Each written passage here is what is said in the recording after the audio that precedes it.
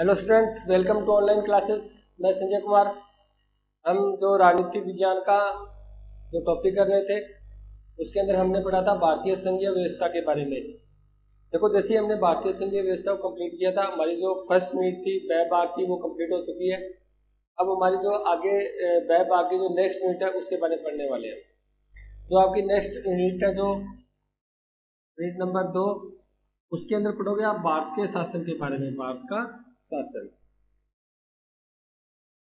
हम भारत के शासन के बारे में पढ़ेंगे। जो व्यवस्थापिका है, कार्यपालिका है, न्यायपालिका है, उनके बारे में पढ़ेंगे। तो आज शुरुआत करते हैं हम संसद से, यानी व्यवस्थापिका से हम शुरू करते हैं, क्योंकि इस यूनिट के अंदर जो आपका पहला लेसन है वो है संसद, और इसके अंदर आप पढ़ोगे लोकसभा और राज्यसभा। यानी आज हम इनके बारे में पढ़ने वाले हैं, व्यवस्थापिका के बारे में पढ़ने वाले हैं, क्योंकि जो संसद होती है उसे हम केंद्रीय व्यवस्थापिका कोई संसद बोलते हैं। ठीक है, तो सेंटर में काम करती है, सेंटर राज्य देश के लिए कानून बनाती है। तो आज बात करते हैं हम संसद की, लोकसभा राज्यसभा की। देखो, हमने ये पढ़ा था भी, जो सरकार होती है, सरकार के 3 अंग होते हैं। हम थोड़ा सा यहाँ तक लेके आते हैं। पहले सरकार के 3 अंग होते हैं। इसके अंदर हमने पढ़ा था, एक तो होता है व्यवस्थापिका, एक हमने पढ़ा था कार्यपालिका, और एक हमने पढ़ा था न्यायपालिका। ये आप +1 में पढ़ चुके हो, और +2 के अंदर आप तीनों ही पढ़ने वाले हो। तीनों के बारे में भारत को लेकर पढ़ेंगे, हम भारत को केंद्र लेकर पढ़ेंगे। फिर भारत में व्यवस्थापिका कैसे है, भारत में कार्यपालिका कैसे है, और भारत में न्यायपालिका कैसे है। यानी भारत को केंद्र मानते हुए हम क्या करेंगे, इन तीनों जो सरकार के अंग है उनको हम कंप्लीट करेंगे। तो व्यवस्थापिका है उसको हम बोलते हैं, भारत के अंदर संसद कहा जाता है, और ये कार्यपालिका न्यायपालिका। ठीक है, तो आज हमारा जो टॉपिक है वो व्यवस्थापिका का यानी संसद का है, जिसका काम होता है कानून का निर्माण करना। कानून का निर्माण करना, यानी मोटे मोटे रूप में हम पढ़ चुके हैं। व्यवस्थापिका का काम होता है कानूनों का निर्माण करना, कार्यपालिका का काम होता है उसको लागू आगे क्रियान्वित करना, उसको व्यवहार में लेके आना। उसके बाद नेक्स्ट जो न्यायपालिका होती है उसका काम होता है जो कानून बना है, जो व्यवस्थापिका ने बनाया है और न्यायपालिका ने लागू किया है, उसके अनुसार न्याय देना, जस्टिस देना, ये काम होता है न्यायपालिका का। ठीक है, तो आज हमारा जो टॉपिक है वो है व्यवस्थापिका यानी संसद। हम व्यवस्थापिक, देखो प्रत्येक देश की एक व्यवस्थापिका होती है। कोई भी देश है, कोई भी जितने विश्व के अंदर देश पाए जाते हैं, यानी उसके अंदर कोई ऐसा अंग जरूर होता है जो कानून बनाता है, और जो कानून बनाता है उसी को हम क्या बोलते हैं, व्यवस्थापिका बोलते हैं। हाँ, ये हो सकता है उनको अलग अलग देश में अलग अलग नाम से जाना जाता हो। जैसे व्यवस्थापिका को ब्रिटेन में जाना जाता है पार्लियामेंट के नाम से। इससे पार्लियामेंट। संयुक्त राज्य अमेरिका में जाना जाता है इसको कांग्रेस के नाम से, यानी ब्रिटेन में तो उसको हम पार्लियामेंट कहते हैं, यूएसए में इसको कांग्रेस कहते हैं। उसके बाद आप बात करो ईरान में, ईरान में इसको मजलिस कहा जाता है। हम बात करें जापान की, जापान में इसको डाइट कहा जाता है। यानी नाम हो सकता है इनका अलग अलग हो, और भारत में क्या कहा जाता है, व्यवस्थापिका को संसद कहा जाता है। नाम इनका अलग अलग है, कोई दिक्कत नहीं है, लेकिन सबका काम क्या है, कानूनों का निर्माण करना, क्योंकि ये देश की व्यवस्थापिका है। ब्रिटेन की जो व्यवस्थापिका है पार्लियामेंट, यानी इसको पार्लियामेंट के नाम से जाना जाता है। यूएसए की है वो कांग्रेस है, संयुक्त राज्य अमेरिका की व्यवस्थापिका उसको हम कांग्रेस बोलते हैं, यानी वहां पर कानून निर्माण का कार्य करती है वो कांग्रेस करती है। ईरान को मजलिस कहा जाता है, ईरान की व्यवस्थापिका को, यानी ईरान में जो कानून बनाती है वो मजलिस बनाती है, यानी व्यवस्थापिका है वो। जापान में डाइट कहा जाता है, और भारत में इसको हम क्या बोलते हैं, संसद बोलते हैं। यानी अलग अलग हो सकता है, सब देशों में इनको अलग अलग नाम से जाना जाता हो, लेकिन सबका अर्थ एक ही है, सबका काम एक ही है, काम सेम ही है। क्या काम है, कानूनों का निर्माण करना। अब आगे हम नेक्स्ट इसके बारे में पढ़ते हैं। देखो, संसद की बात करते हैं हम, इसी संसद की बात, हमारा एक आर्टिकल है 79। देखो, अब आपको मैं वही आर्टिकल करूंगा, वैसे तो बहुत आर्टिकल मिलते हैं आपको, लेकिन आपको वही करवाई जाएंगे, अनुच्छेद आपको वही करवाए जाएंगे जो आपके सिलेबस में है, जो आपके इस लेसन में है। सिर्फ आपको वो आर्टिकल करवाने वाला हूँ मैं। बीच में अगर कोई आर्टिकल छूट रहा है इसका मतलब वो आपके सिलेबस में नहीं है, तो वो हम नहीं करेंगे। ठीक है, ज़्यादा आर्टिकल करने से इतना मतलब कंफ्यूज भी हो जाएंगे, हो नहीं पाएगा। तो क्यों ना हम जो सिलेबस के अकॉर्डिंग चले, जैसा सिलेबस में हो। तो देखो, सबसे पहले बात करते हैं हम आर्टिकल 79। इसमें स्पष्ट रूप से लिखा गया है कि भारत के लिए एक संसद होगी, जो राष्ट्रपति व 2 सदन लोकसभा व राज्यसभा से मिलकर बनेगी। देखो ये बात हमारे संविधान में स्पष्ट रूप से लिखी गई है। संविधान में इस बात को उल्लेखित किया गया आर्टिकल 79 के अंदर, अनुच्छेद 79 के अंदर। उसमें ये कहा गया जो संसद है, भारत के अंदर एक संसद होगी, जिस प्रकार अन्य देशों में व्यवस्थापिका होती है, इसी प्रकार भारत में भी एक व्यवस्थापिका होगी और उसका नाम होगा संसद। और संसद का जो होंगे, एक तो राष्ट्रपति होगा, राष्ट्रपति के साथ साथ उसके 2 सदन होंगे। 2 सदन कौन से? एक तो लोकसभा और एक राज्यसभा। इसका मतलब राष्ट्रपति लोकसभा राज्यसभा से मिलकर ही क्या बनेगी? संसद बनेगी। आप कह सकते हो राष्ट्रपति, लोकसभा और राज्यसभा, इन तीनों से मिलकर क्या बनेगी? संसद का निर्माण होगा। यानी हमारे संसद में 3 अंग है। अब अंग की बात आती है, इसके आधार पर आपको मैं एक नॉर्मल सी बात बता देता हूँ। अगर आपसे एक बार हमने इसके बारे में चर्चा भी की थी और आज आपको मैं एक बार फिर रिपीट कर देता हूँ। देखो, अगर आपसे पूछे संसद के सदन कितने होते हैं, सदन, और अगर आपसे पूछे संसद के अंग कितने होते हैं, देखो प्रश्न 2 है। एक तो आपको पूछा जा रहा है कि संसद के सदन कितने होते हैं, एक आपसे ये पूछा जा रहा है कि संसद के अंग कितने होते हैं। अगर आपके पास प्रश्न ये पूछा जाए कि संसद के सदन कितने होते हैं, तो सदन आप दोगे आंसर 2। सदन कितने होते हैं? 2। कौन कौन से? एक तो होती है लोकसभा और एक सदन होता है राज्यसभा। प्रश्न समझ आ गया आपको?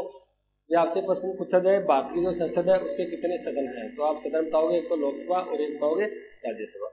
लेकिन आपसे पूछा जाए संसद के कितने अंग हैं, यहाँ सदन नहीं पूछा जा रहा, अंग पूछा जा रहा है, तो अंग का आंसर आएगा आपका 3। सदन का आंसर आएगा 2, अंग का आंसर आएगा 3। 3 कौन कौन से होंगे? इसके अंदर एक तो होगा राष्ट्रपति, इसके अंदर एक होगा लोकसभा, राष्ट्रपति, लोकसभा और राज्यसभा। यानी ये 3 अंगों से मिलकर संसद का निर्माण होता है। इन 3 अंगों से मिलकर ही क्या होता है? संसद का निर्माण होता है। समझ होंगे आप। एक परसेंट तो हमने जो स्टार्टिंग में शुरू करने वाले हैं, ये आर्टिकल 79 है, 79 है, वो आपको क्या कहता है? वो कहता है भारत के लिए एक संसद होगी जिसको जो राष्ट्रपति और लोकसभा राज्यसभा से मिलकर बनेगी। सेकंड हमने बात की थी, तो हमारी संसद है उसके 2 सदन होंगे, एक तो होगा लोकसभा, एक होगी राज्यसभा। उसके बाद हमने बात की थी संसद है उसके अंग होंगे, वो 3 होंगे, एक राष्ट्रपति और एक लोकसभा और एक राज्यसभा। और इसके बारे में जो फैक्ट है वो यही बता देता हूँ। जो राष्ट्रपति होगा, ये ध्यान रखना, जो राष्ट्रपति होगा वो अभिन्न अंग होगा। अगर आपसे ये भी पूछा जाए कि संसद का अभिन्न अंग वो कौन है, तो अभिन्न अंग वो राष्ट्रपति है। देखो, राष्ट्रपति ऐसा व्यक्ति है क्योंकि हमारे यहाँ पर क्या अपनाया गया है? यहाँ पर संसदीय शासन प्रणाली को अपनाया गया है। किसको अपनाया गया है? हम इसके साथ साथ ये फैक्ट को करते चलेंगे क्योंकि आपके काम की चीज है। हमारे यहाँ पर संसदीय शासन प्रणाली को अपनाया गया है और इसके अंदर हमने बात की थी, इसके अंदर 2 कार्यपालिका होती है, यानी इसमें दोहरी कार्यपालिका होती है। क्या होती है? दोहरी कार्यपालिका। दोहरी में एक तो होती है नाममात्र की कार्यपालिका और एक होती है वास्तविक कार्यपालिका। ठीक है, दोहरी कार्यपालिका होती है, एक नाममात्र की और एक वास्तविक। जो नाममात्र की, जैसे हमारे यहाँ राष्ट्रपति है, वो नाममात्र की कार्यपालिका है। इसके बाद हम बात करें यहाँ पर जो हमारी मंत्री परिषद है, जो मंत्री है, और साथ में इसका अध्यक्ष है जो पीएम है, यानी जो प्राइम मिनिस्टर है, जो प्रधानमंत्री है। यानी ये तो होते हैं वास्तविक कार्यपालिका में आते हैं, और ये नाममात्र की, या इसको हम बोल सकते हैं संवैधानिक कार्यपालिका, यानी ये संवैधानिक अध्यक्ष होता है। अगर आपसे पूछे ना हमारे यहाँ संवैधानिक अध्यक्ष कौन है, नाममात्र का अध्यक्ष कौन है, तो आप आंसर दोगे राष्ट्रपति। अगर आपसे ये पूछे व्यवहारिक अध्यक्ष कौन है, ठीक है, वास्तविक अध्यक्ष कौन है, तो आप आंसर दोगे प्रधानमंत्री। ठीक है, तो जो राष्ट्रपति है वो संवैधानिक या नाममात्र का अध्यक्ष माना जाता है। देखो, राष्ट्रपति यहाँ भी है कार्यपालिका में और राष्ट्रपति यहाँ पर भी है व्यवस्थापिका में। इसका मतलब राष्ट्रपति दोनों साइड के अंदर शक्तियों का प्रयोग करता है। दोनों साइडों में राष्ट्रपति को रखा गया है। राष्ट्रपति को कार्यपालिका में, आप जैसे हम कार्यपालिका पढ़ेंगे उसमें भी राष्ट्रपति पढ़ेंगे, और जो ये व्यवस्थापिका हम पढ़ रहे हैं उसके अंदर भी राष्ट्रपति पढ़ेंगे। कार्यपालिका में आप पढ़ोगे राष्ट्रपति, उपराष्ट्रपति, जो हमारे प्रधानमंत्री है, मंत्री परिषद है, उनके बारे में पढ़ोगे। और जो आपकी व्यवस्थापिका है उसके अंदर आप लोकसभा, राज्यसभा और राष्ट्रपति को भी पढ़ोगे। ये अभिन्न है राष्ट्रपति, और राष्ट्रपति के साइन के बिना, हस्ताक्षर के बिना जब तक उसके परमिशन नहीं मिल जाती तब तक न तो कोई कानून बन पाता, न कोई संविधान में संशोधन हो पाता, न कोई कानून में संशोधन हो पाता। यानी जब तक हर जो भी बात हो, कोई भी निर्णय हो, सरकार जो भी निर्णय ले रही है, आप देख रहे होंगे तो नरेंद्र मोदी जी पूरे विश्व में घूम रहे हैं, नए नए समझौते कर रहे हैं, संधि कर रहे हैं। ध्यान रखना वहां पर नाम राष्ट्रपति खाता है, क्योंकि वो आकर उसको संसद में क्या कराना पड़ता है, जो भी समझौता करके आते हैं ना उसको संसद में लागू करना पड़ता है, यानी संसद में पास कराना पड़ता है। और जैसे ही वो संसद में पास होगा, इसका मतलब संसद का अभिन्न अंग वो राष्ट्रपति है, तो राष्ट्रपति का इस पर क्या होगा, साइन होगा। और जब तक राष्ट्रपति का साइन नहीं होगा तब तक वो समझौता है वो लागू नहीं हो पाएगा। ठीक है, तो अब बात करते हैं हम अपनी संसद की। यहाँ तक तो हमारी बात होगी नॉर्मल सी। तो जो संसद है वो कौन से आर्टिकल में है, 79 में है। उसके बाद हमारे यहाँ पर संसद के कितने अंग होते हैं, संसद के कितने सदन होते हैं, इसके बारे में हम पढ़ चुके हैं कंप्लीट। ठीक है, उसके बाद हम उसके संसद के बारे में थोड़ा बहुत वैसे ही आपको मैं नॉर्मल सी जानकारी बता देता हूँ। देखो हमारे यहाँ पर एक शासन अधिनियम बना था, इसके हम बोलते हैं मॉन्टेस्क्यू चेम्सफोर्ड अधिनियम 1919। क्योंकि उस टाइम मॉन्टेस्क्यू था, वो वहाँ का गवर्नर जनरल था। ठीक है, और चेम्सफोर्ड था, वो भारत सचिव था। ये स्वतंत्रता से पहले की बात हो रही है। ठीक है, तो भारत शासन अधिनियम 1919, इसको भारत शासन अधिनियम भी बोल सकते हैं, तो 1919 में बना था। उसके अंदर सबसे पहले क्या हुआ था, जो केंद्रीय व्यवस्थापिका थी, क्योंकि उस टाइम अंग्रेजों के अंडर में थे हम, तो यानी इसका इतिहास पढ़ रहे हैं हम। ध्यान रखना क्या पढ़ रहे हैं, क्योंकि संसद करने से पहले उसके इतिहास के बारे में भी पता होना चाहिए। ये कैसे शुरू हुई, किस प्रकार आज की जो लोकसभा राज्यसभा है वो किस प्रकार काम करती है, तो क्यों ना पहले उसकी ऐतिहासिक पृष्ठभूमि को पढ़ लिया जाए।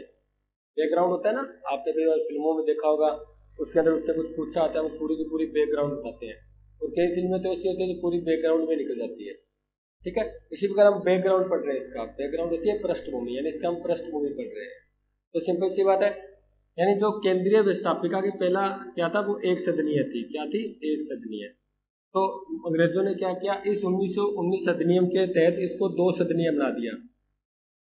क्या कर दिया, 2 सदनीय बना दिया गया। 2 सदन कौन कौन से बनाए गए थे, एक सदन तो था राज्य परिषद,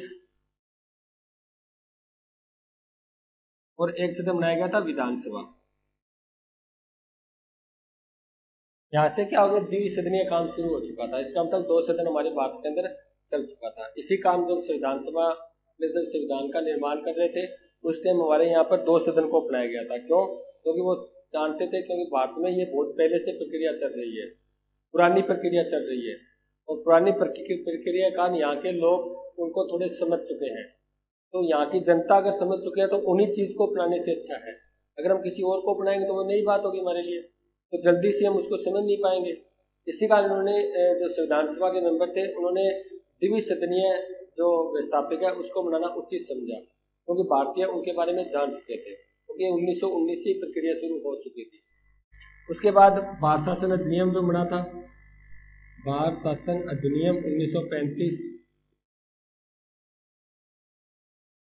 उसके अंदर भी क्या रखा गया था, द्विसदनीय को सुचारू रूप से जारी रखा गया था, यानी उसको खत्म नहीं किया गया था। उसके बाद भी जो द्विसदनीय थी वो चल रही थी, यानी जो केंद्रीय व्यवस्थापिका थी उसके अंदर 2 सदन ही रखे गए थे। ठीक है, और देखो इसके अंदर इसका कुछ आलोचना भी कर सकते हैं। कैसे कर सकते हैं, क्योंकि भारत शासन अधिनियम 1935 के तहत रखा तो दोनों सदन गए थे, लेकिन उसके अंदर थोड़ी सदस्यों को बढ़ा दिया गया था। लेकिन था क्या था, सिर्फ 15% लोगों को चुनाव मतलब जो मत देने का अधिकार दिया गया था। जो संपत्तिशाली थे, जो संपत्तिशील थे, जिनको जो टैक्स देते थे अंग्रेजों को, उनको ही सिर्फ वोट देने का अधिकार दिया गया था। सामान्य व्यक्तियों को वोट देने का अधिकार नहीं दिया गया था। ये क्या था, ये भेदभावपूर्ण तरीका था, यानी भेदभाव भी था। यानी जो नवाब थे, राजा थे, महाराजा, सम्राट थे, जो देसी रियासतों के राजा थे, जो क्या करते थे, अंग्रेजों को टैक्स देते थे, सिर्फ उन्हीं को ही क्या देते थे, वोट देने का अधिकार दिया गया था। यानी कहते हैं इसके तहत सिर्फ 15% लोगों को ही वोट देने का अधिकार मिला था, यानी 85% लोगों को वोट देने का अधिकार ही नहीं था, क्योंकि वो टैक्स नहीं चुकाते थे। ठीक है, तो ये भेदवा तरीकों को हमने ये दोनों सदनों को रखा तो सिर्फ द्विसदनीय रखा, लेकिन जो भेदवा पूर्ण जो कानून थे उनको हमने क्या किया, जैसे हम स्वतंत्र हुए उनको हम समाप्त कर दिया। जो भेदवा पूर्ण जो बातें थी उनको हम अपने संविधान से निकाल दिया, अपने देश से निकाल दिया। अगर इसकी पृष्ठभूमि की हम एक बात और करें, एक आती है आपके ऋग्वेद से संबंधित। हम बैकग्राउंड की बात करें तो देखो एक ऋग्वेद है, आपने इतिहास के अंदर जो 9th के अंदर, 8th के अंदर, 10th के अंदर जो आपने पढ़ा है उसके बारे में थोड़ा बता देता हूँ आपको। देखो ऋग्वेद के अंदर 2 समितियों की बात होती थी, एक तो सभा और एक समिति। 2 संस्था की बात होती थी ऋग्वेद में, एक तो सभा की और एक समिति की। इसका मतलब ये कोई ये द्विसदनीय है ना, ये कोई नया नहीं है, इसका मतलब ऋग्वेद काल से चला आ रहा था। हमारे भारत के अंदर इसका जो इतिहास है वो बहुत पुराना है। और ऋग्वेद तो आपने पढ़ा होगा था, ऋग्वेद कालीन होता है वो 1500 ईस्वी पूर्व से लेकर 1000 ईस्वी पूर्व तक। इसका काल क्या है, 1500 ईस्वी पूर्व से लेकर 1000 ईस्वी पूर्व तक था, वो ऋग्वेदिक काल था, ऋग्वेदिक काल। इसका मतलब देखो ईस्वी पूर्व यानी इससे पहले भी, ईस्वी से पहले भी, यानी बहुत प्राचीन काल के अंदर भारत में ये व्यवस्था चली आ रही थी, द्विसदनीय व्यवस्था चली आ रही थी। तो ये कोई नई व्यवस्था नहीं थी। जैसे इसको हम डिवाइड करना चाहें तो सभा थी वो आज के टाइम के तरह राज्यसभा के बराबर काम करती थी, और समिति थी वो लोकसभा की तरह काम करती थी। बस नाम चेंज हुए हैं, कोई दिक्कत नहीं है, नाम चेंज हुए हैं, बाकी जो प्रक्रिया प्राचीन काल से चली आ रही है ना, सिर्फ वही प्रक्रिया चली आ रही है भारत के अंदर। ठीक है, इसका मतलब हमारे लिए कोई नई चीज नहीं है, भारत के अंदर तो बहुत पुराना इतिहास है इसका द्विसदन का। जैसे हम सभा और समिति की बात करते हैं, उस टाइम जो सभा काम करती थी आज के टाइम उसी तरह राज्यसभा काम करती है। उस टाइम जो समिति काम करती थी आज के समय वो लोकसभा काम करती है। इसका मतलब हम कह सकते हैं ऋग्वेद कालीन से भी हमारा इतिहास है वो द्विसदनीय है, यानी द्विसदनीय चला आ रहा है। ठीक है, उसके बाद नेक्स्ट बात करते हैं। ये तो इसके बारे में थोड़ी पृष्ठभूमि, थोड़ा बैकग्राउंड हो गया। ये अपने संसद के बारे में पढ़ा, संसद क्या है। ठीक है, अगर हम बात करें संसद के संगठन का, संसद का संगठन कैसे होता है इनके बारे में पढ़ते हैं। या आप इसमें कह सकते हो सॉरी गठन कैसे होता है, गठन कैसे करेंगे हम संसद का। इसके लिए हमने आर्टिकल 79 पढ़ चुके हैं, मैं आपको पहले बता चुका हूँ संसद का गठन कैसे होता है। आर्टिकल 79 पढ़ चुके हैं, यानी गठन उसको हम कैसे निर्माण करते हैं। तो इसके बारे में आपको थोड़ा बता देता हूँ। इसमें स्पष्ट रूप से लिखा गया है भारत में जो संसद होगी उसके राष्ट्रपति, लोकसभा और राज्यसभा तीनों से मिलकर बनेगी। लोकसभा, राज्यसभा और राष्ट्रपति तीनों से मिलकर क्या होगी, संसद का निर्माण होगा। ठीक है, ये चीज हम पढ़ चुके हैं। और इसके अंदर 2 सदन होंगे, लोकसभा राज्यसभा, और 3 अंग होंगे, राष्ट्रपति, लोकसभा, राज्यसभा। इस चीज को हम कंप्लीट कर चुके हैं। ठीक है, उसके बाद नेक्स्ट बात करते हैं।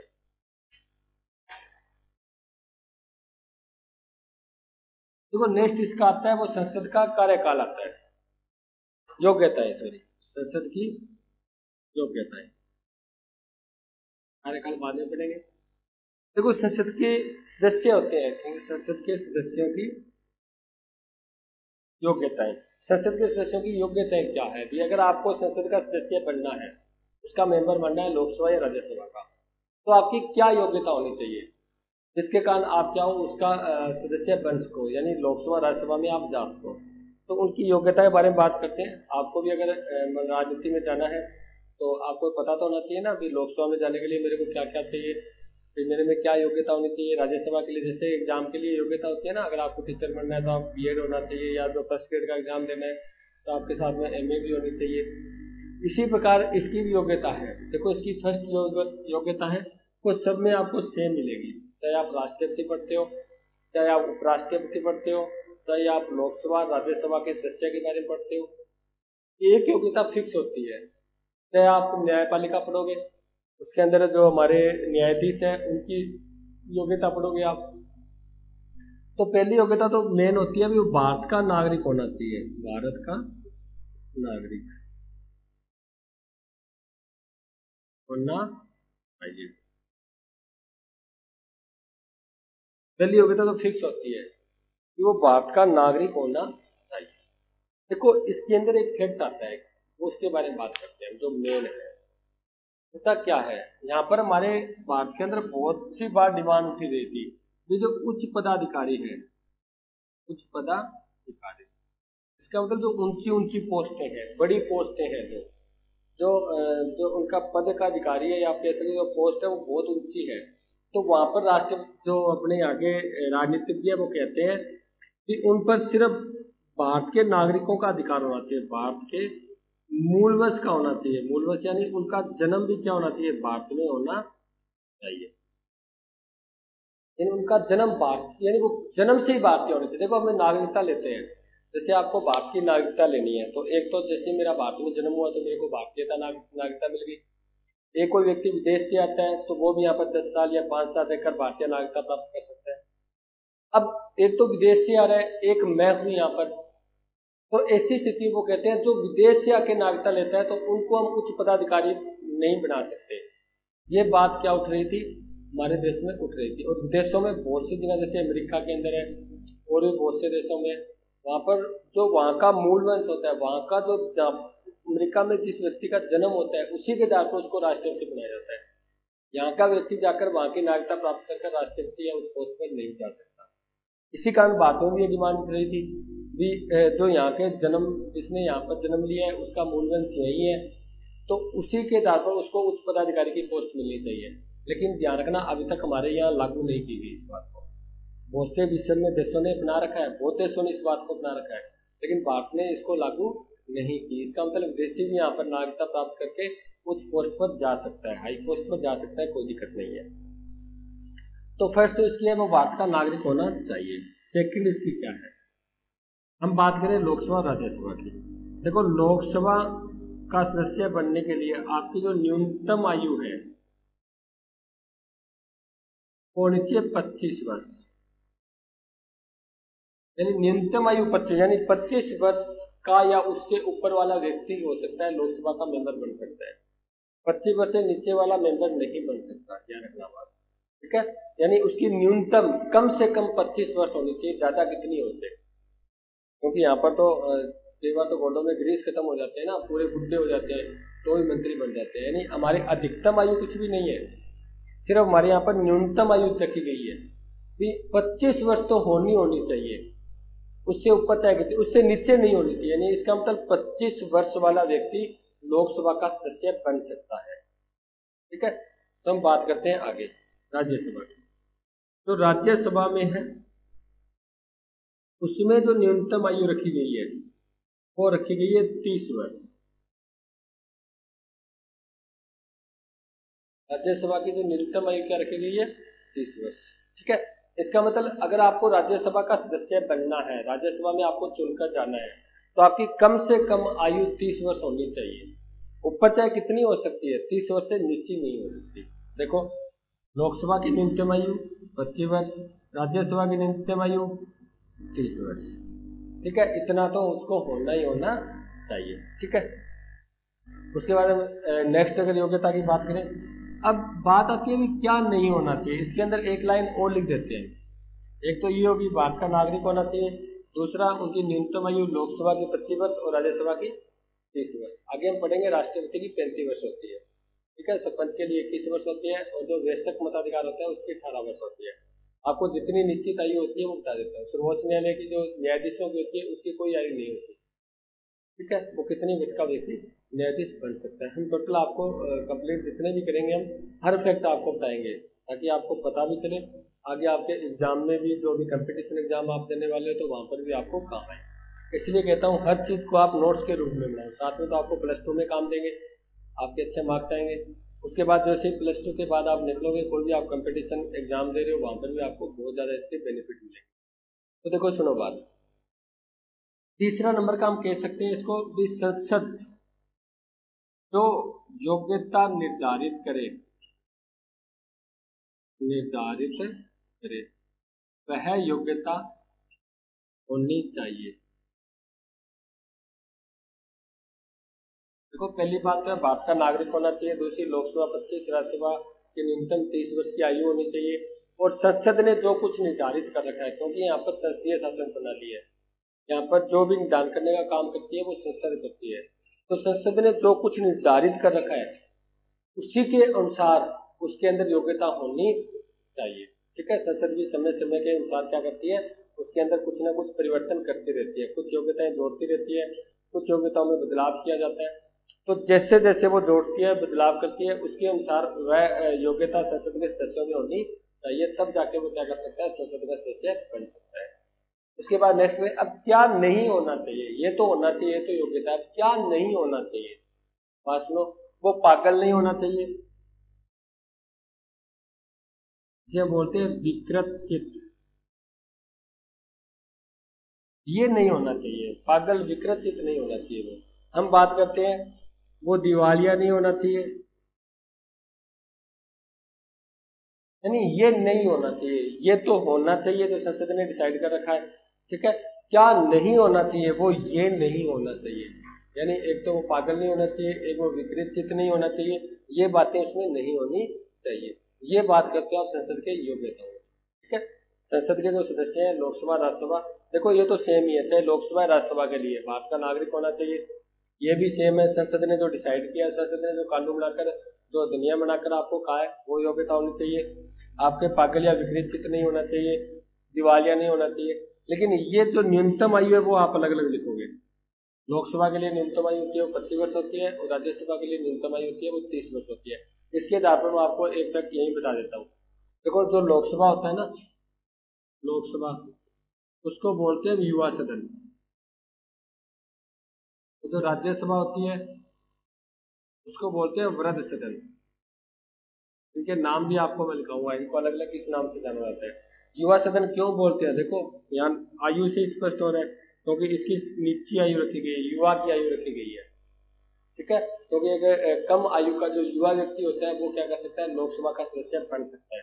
इसी कारण इसको युवा सदन बोलते हैं। इसको वृद्ध सदन क्यों बोलते हैं, क्योंकि यहाँ पर 30 वर्ष से ज्यादा रखी गई है। इसका मतलब आयु को ज्यादा रखा गया, उस टाइम क्या होता है, व्यक्ति वृद्ध की साइड में चला जाता है। इसी कारण इसको हम बोलते हैं वृद्ध सदन। ठीक है, क्यों ना हम आज इसी को और साथ में पूरा कर ले। युवा सदन बोलते हैं इसको, लोकप्रिय सदन भी बोलते हैं। क्या बोलते हैं, लोकप्रिय सदन। क्या रखना, इसको जनता का सदन बोलते हैं।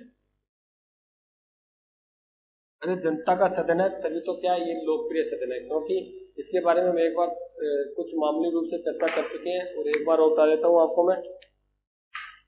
इसको जनता का सदन क्यों बोलते हैं, क्योंकि लोकसभा के अंदर जो एमपी चुनकर आते हैं, मेंबर ऑफ पार्लियामेंट, जो संसद के सदस्य होते हैं, जो चुन के आते हैं, वो डायरेक्ट इलेक्शन यानी प्रत्यक्ष चुनाव के द्वारा आते हैं। प्रत्यक्ष चुनाव यानी जनता इसके अंदर वोटिंग करती है। इसका मतलब ये जनता का सदन हुआ या नहीं हुआ, इसमें जनता वोटिंग करती है। ठीक है, जनता वोटिंग करती है, जनता वोट देती है, यानी जनता के प्रतिनिधि होते हैं वो लोकसभा में जाते हैं। इसी का लिए क्या है, जनता का सदन है। अब इसको लोकप्रिय सदन क्यों बोलते हैं, क्योंकि जनता का ये लोकप्रिय सदन है। इसका रीजन है क्योंकि जनता जब वोट देगी, मत देगी, तब वो उसके कुछ उम्मीदें भी रखेगी, यानी वो जो एमपी बना है जिसको हमने वोट दिया है वो हमारे प्रति क्या है, उत्तरदायी है, तो वो लोकप्रिय है, जनता के अंदर लोकप्रिय है, तभी तो उसको हमने वोट देके वहां पर प्रतिनिधि बनाया है, तभी तो एमपी के रूप में उसको मतलब हमने विजय दिलाई है। तो इस स्थिति का उनको अलग अलग नाम से जाना जाता है। इसको हम वर्ग सदन भी बोल सकते हैं, इसको हम राज्यों का सदन बोलते हैं, राज्यों का सदन। इस चीज को भी हम कर चुके हैं। तो क्योंकि राज्यसभा में जो सदस्य जाते हैं वो अप्रत्यक्ष चुनाव के द्वारा जाते हैं, इनडायरेक्ट जो इलेक्शन होता है उसके द्वारा चुन के जाते हैं। कैसे जाते हैं, जनता खुद वोटिंग नहीं करती, जनता के जो प्रतिनिधि होते हैं, जो एमएलए होते हैं, राज्य अपने राज्य में विधानसभा में जो एमएलए होते हैं ना, वो एमएलए आगे वोटिंग करके क्या करते हैं, राज्यसभा में सदस्यों को चुनते हैं। तो ये अप्रत्यक्ष चुनाव हुआ। इसी कारण ये अलोकप्रिय सदन है, लोकप्रिय सदन नहीं है, जनता का सदन नहीं है ये राज्यों का सदन है। क्योंकि राज्यों के जो प्रतिनिधि होते हैं वो आके क्या करते हैं, राज्यसभा में सदस्यों का चुनाव करते हैं, जनता चुनाव नहीं करती। ठीक है, इनके नाम के बारे में हमने जान लिया, इनका योग्यताएं जान ली। अब बात करते हैं इनकी शपथ की। ये जो संसद के सदस्य होते हैं उनको शपथ कौन दिलाता है,